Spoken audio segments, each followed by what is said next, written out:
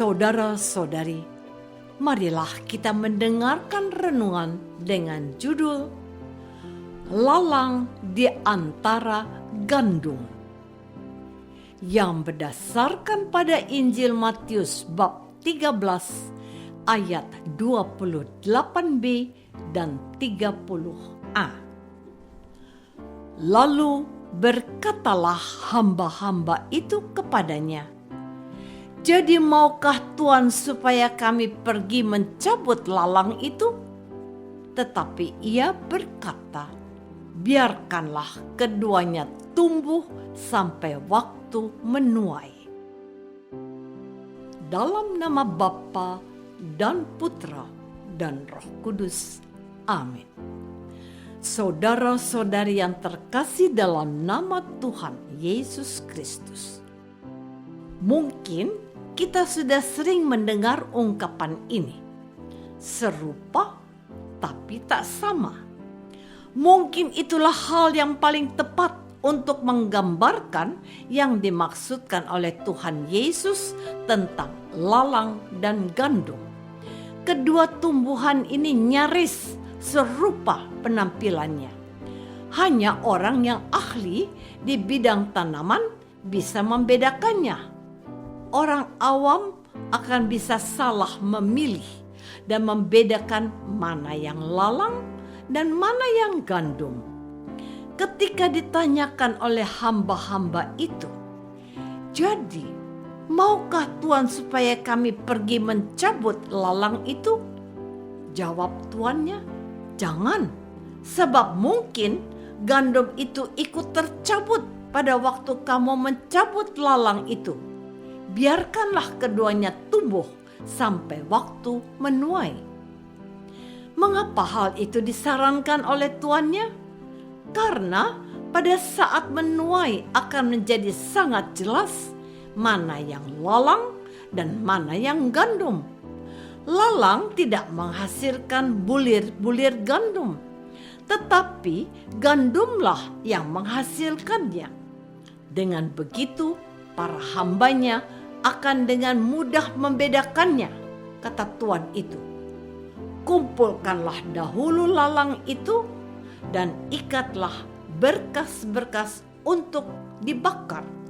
Kemudian kumpulkanlah gandum itu ke dalam lumbungku." Saudara-saudari terkasih, tentu tidaklah sulit untuk memahami penjelasan tentang tindakan yang harus dilakukan oleh para penuai terhadap lalang dan gandum. Perumpamaan ini mau menggambarkan tentang sikap bijaksana yang harus dilakukan oleh jemaat perdana terhadap orang-orang yang mau mengikuti Yesus. Mereka diarahkan untuk tidak dengan mudah menilai buruk seseorang, apalagi menghakimi orang lain sebagai sosok yang tidak layak berada di lingkungan jemaat Tuhan. Sebenarnya kita sedang diingatkan oleh Tuhan akan firman-Nya yang lain. Sabdanya, "Dari buahnya kamu akan mengenali pohonnya." Apakah itu pohon yang baik atau pohon yang tidak baik? Dari buahnya dikenali mana yang lalang dan mana yang gandum. Dari dampak positif atau negatif yang dihasilkan oleh orang-orang tertentu, dapatlah dikenali siapa yang menjadi pengikut setia Tuhan dan mana yang hanya sekedar ikut-ikutan saja dan tidak menghasilkan buah 100 kali lipat, 60 kali lipat, atau 10 kali lipat. Mereka yang tidak menghasilkan buah yang benar, itulah yang akan dicampakkan ke dalam api yang tak terpadamkan. Saudara-saudari terkasih, Perumpamaan Tuhan Yesus tentang kerajaan surga dikumpulkan oleh Matius dalam Injilnya yang dapat kita temukan dalam bab yang ke-13. Puncak kesabaran Tuhan itu diputuskan di akhir Injil Matius, yaitu dalam perumpamaan tentang pengadilan terakhir. Tuhan memisahkan orang benar dan orang jahat. Orang benar ditempatkan di sebelah kanannya, sedang yang tidak setia di sebelah kirinya. Pada saat penghakiman terakhir itulah setiap orang dinilai kepantasan dari apa yang telah mereka perbuat selama hidupnya di dunia. Bukan jaminan kalau sudah menjadi orang Kristen dan pengikut Yesus lalu surga dihadiahkan kepadanya. Yang dikehendaki Tuhan adalah apakah yang sudah diperbuat dan dihasilkan setiap orang dalam hidupnya. Pada akhir zaman, Anak Manusia akan memutuskan siapa yang layak masuk surga yang telah disediakan oleh Bapaknya. Ia bersabda kepada orang-orang yang sebelah kanan, gambaran untuk orang benar. Aku berkata kepadamu, sesungguhnya segala sesuatu yang kamu lakukan untuk salah seorang dari saudaraku yang paling hina ini, kamu telah melakukannya untuk aku. Sedangkan untuk orang-orang yang di sebelah kiri, gambaran orang yang tidak benar, ia bersabda, sesungguhnya segala sesuatu yang tidak dilakukan oleh salah seorang dari yang paling hina ini, kamu tidak melakukannya juga untuk aku. Matius bab 25 ayat 40 dan 45.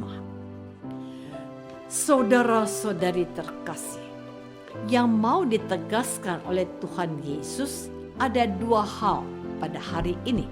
Pertama, agar para pengikutnya harus memiliki tingkat kesabaran untuk tidak mudah menghakimi dan memutuskan bahwa seseorang itu baik atau sesat. Kedua, bahwa penghakiman adalah bagian dan hak dari tuan yang memiliki kebun gandum itu. Dialah yang menentukan siapa benar di hadapannya dan siapa yang tidak layak bagi dirinya. Sesungguhnya perumpamaan ladang di antara gandum ini sangat indah untuk disimak. Kalau kita membacanya hanya selintas saja, maka kita tidak akan mendapatkan pesan seperti yang baru saja saya katakan tadi. Dari perumpamaan hari ini, kita dididik oleh Tuhan bersama para pengikut Tuhan Yesus, yaitu jemaat perdana, untuk memiliki tingkat kesabaran tertentu untuk tidak mudah menghakimi saudara kita. Dewasa ini, kita hidup bersama dengan orang-orang yang berkeyakinan lain dan mereka berusaha untuk menjadi orang baik juga. Terkadang kita merasa lebih baik dari mereka. Kita merasa lebih berhak memiliki berkat Tuhan daripada mereka. Sabar, teman. Apakah kita sudah setia melaksanakan firman Tuhan Yesus dan menjadi berkat untuk banyak orang lain? Marilah kita sibuk melaksanakan kehendak Tuhan Yesus tanpa harus menghakimi orang lain. Kita harus berbuat baik untuk memuliakan Bapa di surga. Apakah aku sudah melaksanakan bagianku, setia melaksanakan kehendak Allah? marilah kita berdoa. Bapa yang Maha Baik, bantulah kami untuk tidak sibuk mencari-cari kesalahan orang lain, apalagi menghakiminya. Bantulah kami untuk menjadi pribadi Kristiani yang taat dan patuh pada kehendak Yesus. Demi Kristus, Tuhan dan pengantara kami. Amin. Semoga kita semua selalu dinaungi dan dibimbing oleh berkat Allah yang Maha Kuasa, Bapa dan Putra dan Roh Kudus. Amin.